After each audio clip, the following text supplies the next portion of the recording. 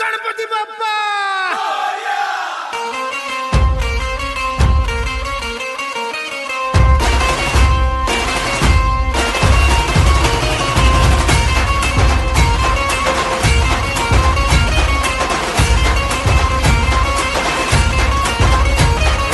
पायल नमन करुणी वंदन इडा मांडून इडा देवाला इडा गावाला इडा पाटलाला इडा मंडळीला